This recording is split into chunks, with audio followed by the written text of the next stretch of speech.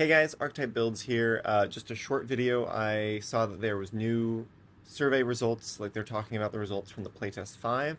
The Playtest 5 was that really big document that came out a few months ago now that had the martial classes, weapon mastery, the mages, right, including the very controversial Warlock. My first channel success videos were about the Playtest 5 release, so thought it would be appropriate for me to do a reaction to the feedback on that. So I'm just going to watch this video and react to it.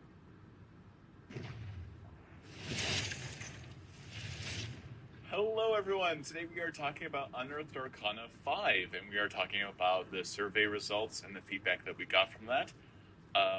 One of the stars of this UA was in fact Weapon Mastery. How did Weapon Mastery score for everyone? Weapon Mastery scored spectacularly well.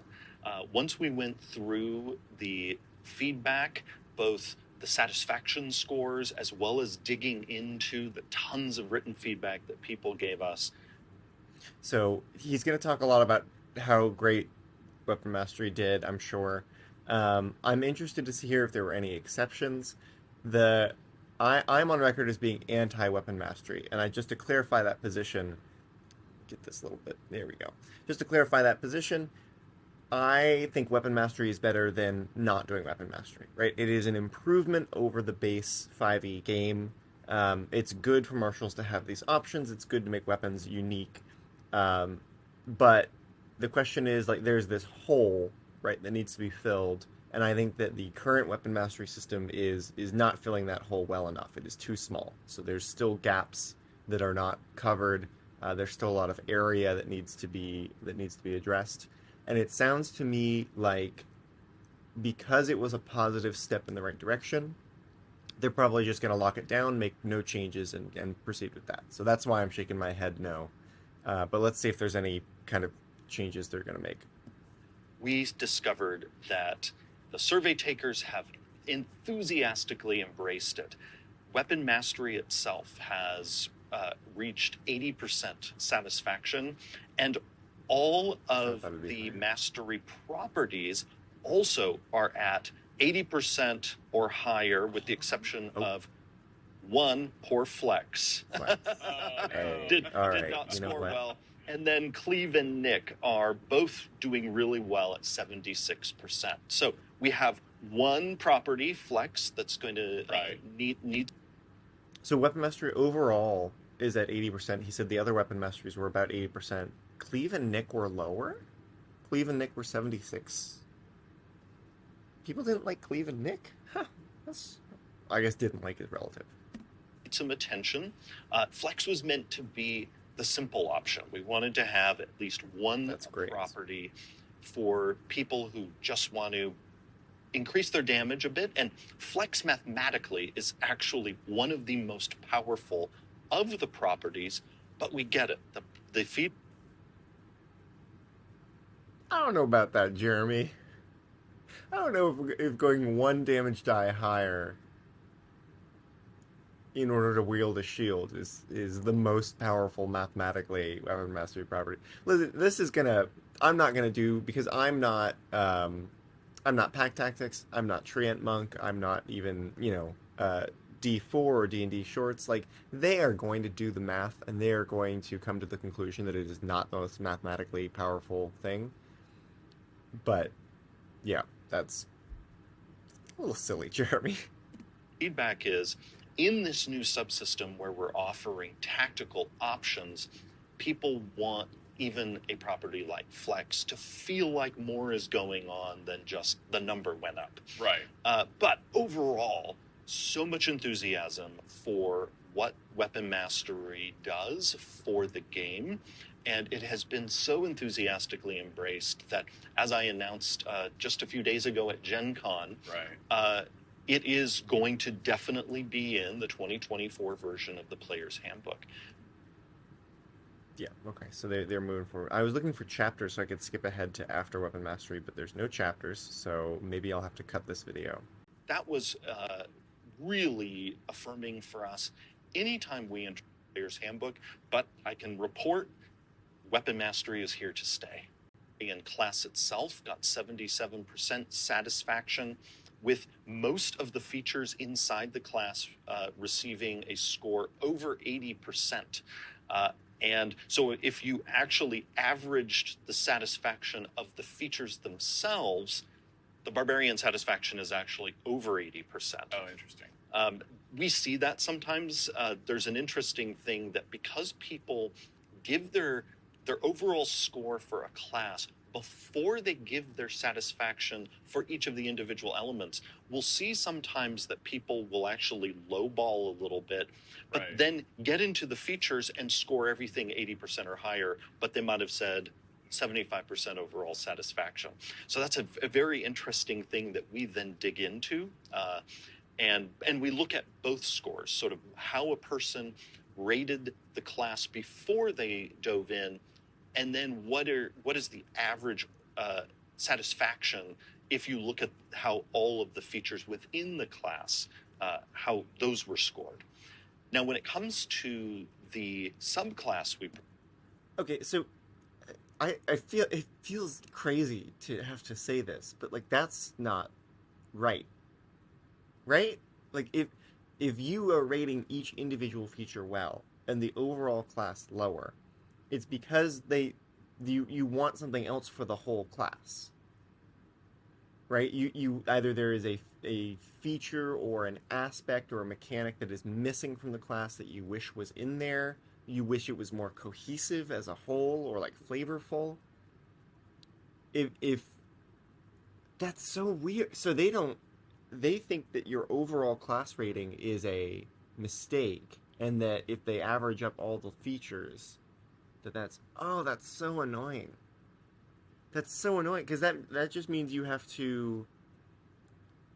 There is no higher level vision. It is just like, did we put in some good features for each level and then we're good. That's a class.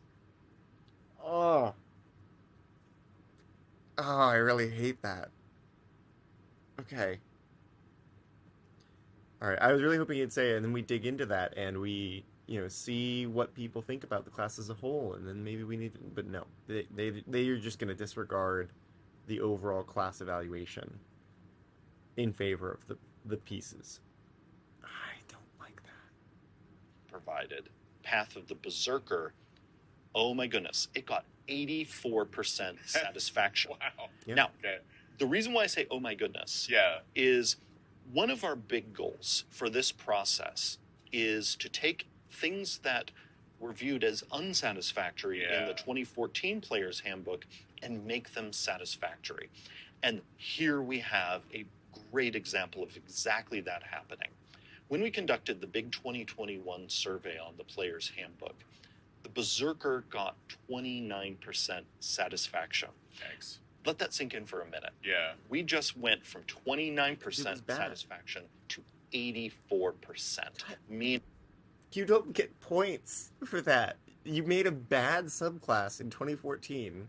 It worked badly compared to all the other subclasses you were releasing. It was a poor job.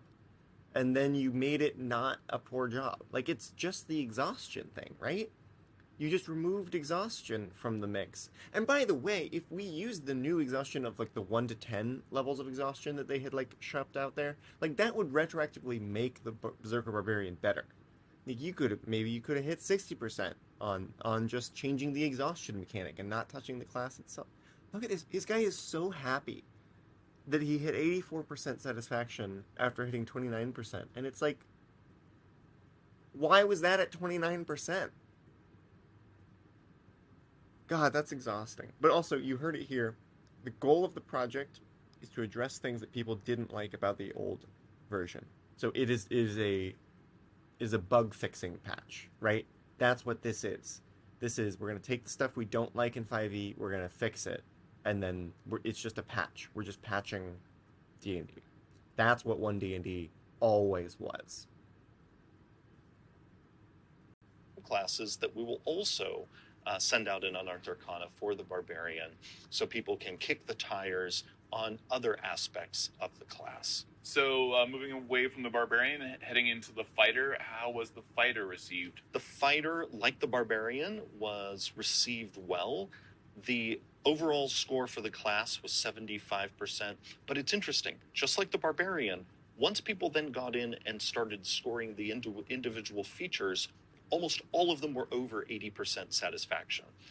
So again, there's sometimes this interesting disconnect between, all right, I have this view of the class overall as I'm taking the survey, but then when I actually score each of the individual pieces, if you then average those, often the satisfaction score for the class is higher than how the person's.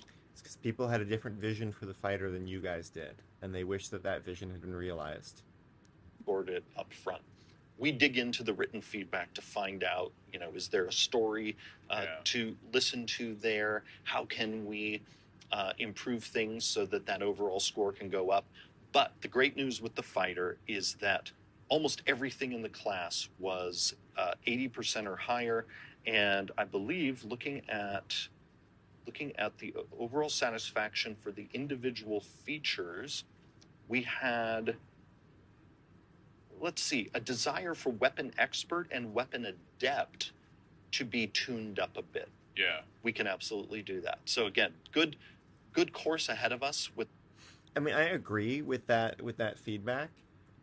Sorry, there's just there's a bitter taste on my mouth from the rest of this interview because there was a point in time where Jeremy was like, we're going through all the feedback comments, like we're looking through your written responses. We've got 2 people dedicated to that. We're not just looking at the numbers, and like all this man talks about is the numbers. And not even all the numbers, right? Because if one number disagrees with another number, they choose the higher number, and they're like, that's what people really think. That's crazy town. That makes me mad. Okay, all right. So, weapon stuff with the fighter, people really wanted those boosted, and they're going to boost them. So, presumably, there's going to be probably just an expanded range because that's what they tend to do, right? So an expanded range of options for fighters in terms of weapon masteries. With the fighter, and just as we saw in the barbarian, where there was a big improvement in satisfaction when it comes to subclass, we saw that with the fighter. I'm going to skip fighter. 20% increase in satisfaction. Do you have to factor in weapon mastery into this as well? Because that is so integral to the martial classes. So I think weapon mastery being so well received and being a core feature of the barbarian and the fighter are almost certainly a part of the positive view of Todd coming in with the hard-hitting questions. Yeah, I mean, yeah, the rising tide raises all ships, right? So he's alone like, oh, we did such a good job with the fighter, we did such a good job with the barbarian, and Todd's like, didn't you just introduce weapon masteries and so everyone's better now? And he's like, yeah, that's what happened. Oy vey. The classes, because weapon mastery, the feature inside the fighter, for example, got 80%. So people were like, big thumbs up to this being here. And weapon mastery being a part of the play experience of the champion, I imagine also enhanced the view of it. But again, good news there. We see still opportunity for growth in the champion, and so we are digging into the feedback, discerning if there are some enhancements we can make that will both increase satisfaction even more while also maintaining the champion's identity as the straightforward, easy to just pick up and play subclass. Any other insights specifically into the fighter? Just that people really love the introduction of weapon mastery, particularly love that the fighter is the best at it. Yeah. And that was one of our key design goals when we created this subsystem, is that while we wanted it to enhance multiple different abilities, the different effects that these weapons have with other weapons. And also fighters are able to have more weapon mastery properties unlocked at a time than any other class. Let's You're fighting let's with one delve weapon. into the sorcerer. So the sorcerer is yet another case where we saw a satisfaction improvement. In 2021, the sorcerer had a satisfaction score of 60%. We now, which again we view as being unsatisfactory, this sorcerer got 72%. And so now the sorcerer is moving up into the range we want to see. I am a big fan of numbers and statistics, perhaps less so than some of my fellow YouTube optimizers. It is just like you listen to Matt Colville talk about like game design and like the fundamentals of that and like the systems and the principles, and you listen to Dale Kingsmill like talk about like what makes new features great, and the dungeon dudes talk about like what they like about their Drakkenheim campaign, and like you see like the passion and like the focus on like how does this evoke like feelings, and just to have this man getting up here and being like, we're now at 72%, which is an exciting progression from six. Like, it's so, it makes me sad to like it's just so passionless and not evocative and not like what you want the spirit of a game to be. I know I'm going on and on about this, but like in fairness to me, he's going on and on about it as well.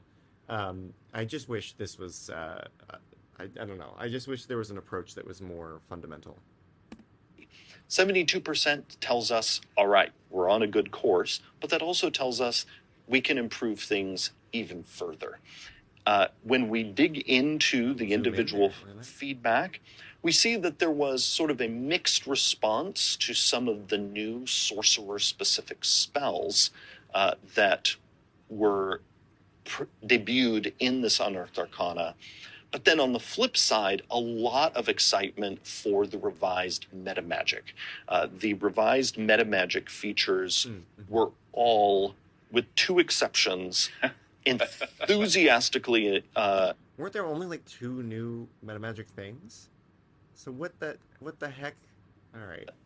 Embrace. Like, just to give you an idea of how enthusiastically, Careful Spell, for example, had a satisfaction score of 89%. Wow. A number of these options, when we have surveyed people about them in the past, have sometimes struggled to get over the 70% line. So the fact that many of these options, I'm looking at the scores, a number of them are at 85% or higher, shows, okay, we're on to something here. Now, the only 2 that didn't score that high were Seeking Spell at 74%, so Okay. that's still a satisfactory score. But then, as expected, people had mixed feelings about the new Twin Spell. Yeah, of course, because That was the only one that was like really changed, right? They made like tweaks. Like the Careful Spell one was like they exempted your allies. It was 0 on a save, I believe, right?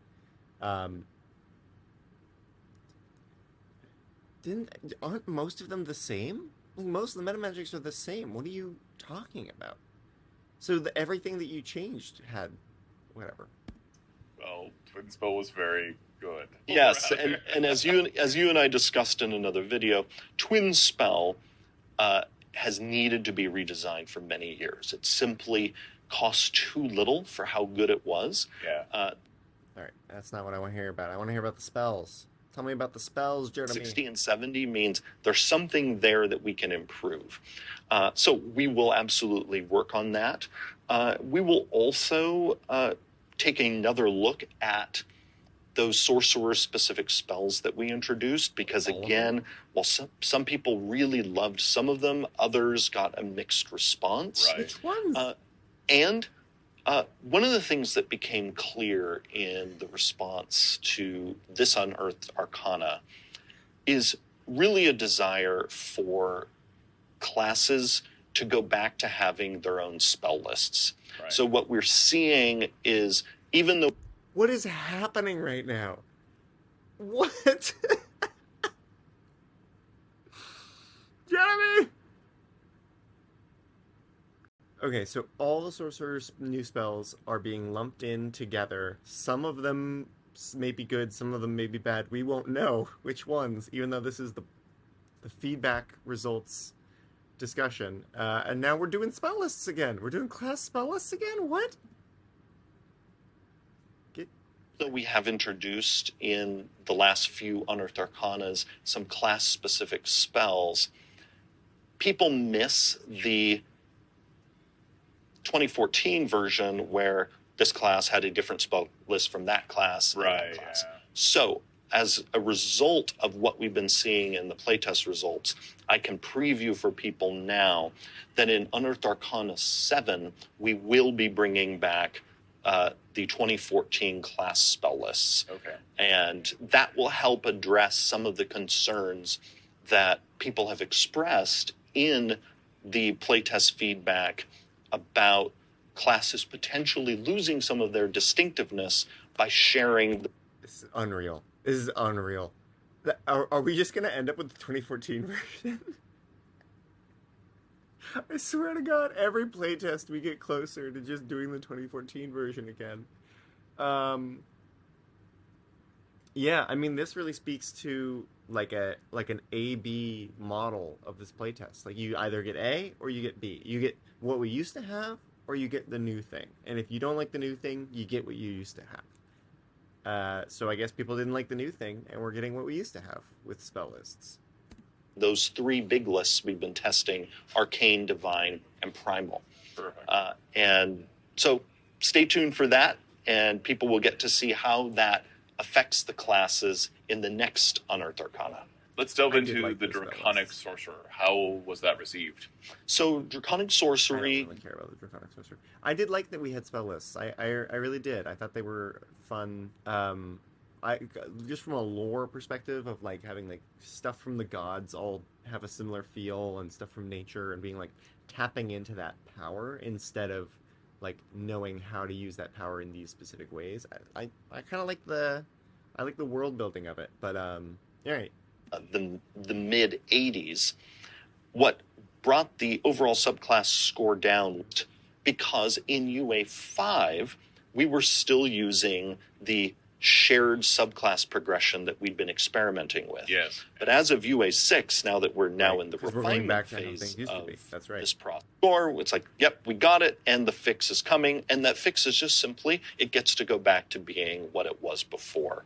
So let's talk about one of my favorites. It's the Warlock. We had some gotta clip significant that. changes We gotta and just a lot clip of that. feedback The as fix well. is So we're how getting did what we got before. score? That's the So fucking the Warlock philosophy there. feedback Sorry for swearing. Maybe I'll definitely bleep it. reflected the mixed feelings in the community about the Warlock going in the playtest from Pact Magic to All right, predictions. I have predicted in a previous video that we are just going to go back to Pact Magic and they're not going to try and solve this problem in any way. And based on everything else in this interview, I think that's exactly what they're going to do. spellcasting. Right. You and I talked about in the video that we knew this was going to generate a lot of conversation and, divisive. and bring on some passionate Man, feedback, convenient. and it sure did. Yeah. And looking at the feedback, it's clear that even though the new spellcasting approach gave the Warlock more spell slots than ever before, and Spoiler. also we know from our internal math also made the Warlock have more reliable output throughout an adventuring day. Despite that, People walking what we around found going, is people are really attached to the distinctiveness of Pact Magic, of it not being like go. how Here we other go. classes cast their spells. Right. And so because of that, people will see next time the Warlock is in Unearthed Arcana, we will bring Pact Magic back. Yep. It was an interesting experiment, and Yeah. this is There it is. That's A or B. You didn't like B? Too bad. You get A. Unbelievable. Just play 5th edition now. Unbelievable. Not even an attempt. Not even a like. Ugh. Alright. So. Alright. The prediction correct, I guess. Whew. I gotta take a break. I gotta get my blood pressure down. This interview is really sending me somewhere. exactly why we do this process, so we can find out how people feel about potential new directions. We also, we experimented with a lot in the Warlock. We experimented with choosing your spellcasting ability based on the pact boon that you select. Yeah. We did tons of Eldritch Invocation revisions. We experimented with Mystic Arcana being, rather than a Are those going too? A mainline class feature, instead being an Eldritch Invocation. A whole lot of experiment went on in this playtest version of the Warlock. Right.